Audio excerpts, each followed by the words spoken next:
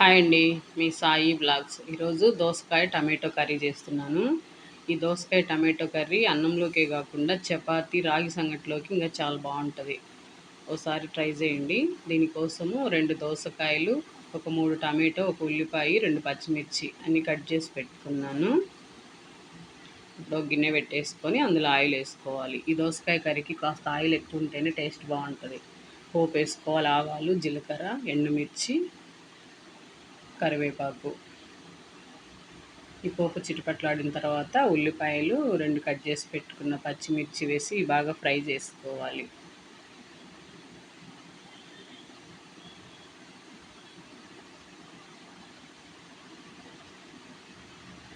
ఉల్లిపాయలు ఇలా బాగా ఫ్రై చేసుకున్న తర్వాత ఇలా ఈ కలర్ వచ్చిన తర్వాత ఉల్లిపాయలు ఇప్పుడు మనం టమాటో వేసుకోవాలి. నేను 3 టమాటో కట్ చేసి పెట్టుకున్నాను.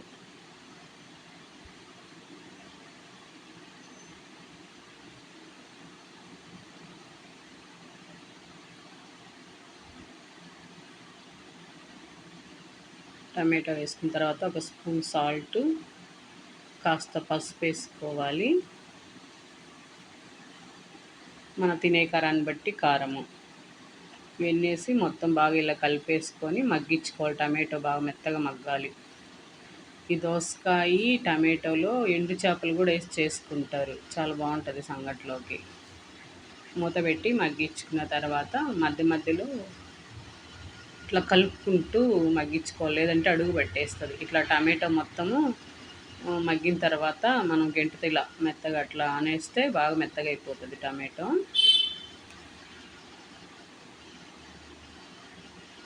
టమాటో అంత ఇలా బాగా గుజ్జుగా అయిపోయిన తర్వాత ఇప్పుడు మనం కట్ చేసి పెట్టుకున్న దోసకాయ ముక్కలు వేసుకోవాలి. నేను చిన్న సైజు దోసకాయలు 2 తీసుకున్నాను.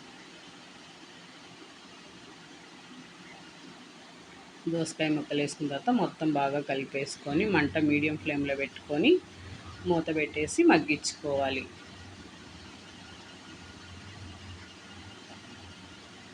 ఇలా మధ్య మధ్యలో కలుపుకుంటూ మగ్గించుకోవాలి దోసకాయ ముక్కలు. మనకు గ్రేవీ ఎక్కువ కావాలనుకుంటే వాటర్ వేసుకోవచ్చు. అవసరం లేదనుకుంటే ఈ టమాటో ఈ దోసకాయలో ఉండే వాటరే సరిపోతుంది.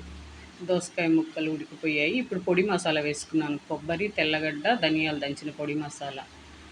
కూరలలో పొడి మసాలా వేసుకుంటే టేస్ట్ చాలా బాగుంటుంది. ఈ మసాలా వేసిన తర్వాత మొత్తం మళ్ళీ ఒకసారి కలిపి ఒక 5 నిమిషాలు మగ్గించేసుకోవాలి.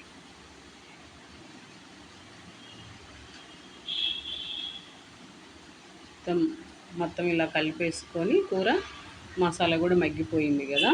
ఇప్పుడు స్టవ్ ఆపేసుకోవాలి. రాగి సంగటిలోకి చాలా బాగా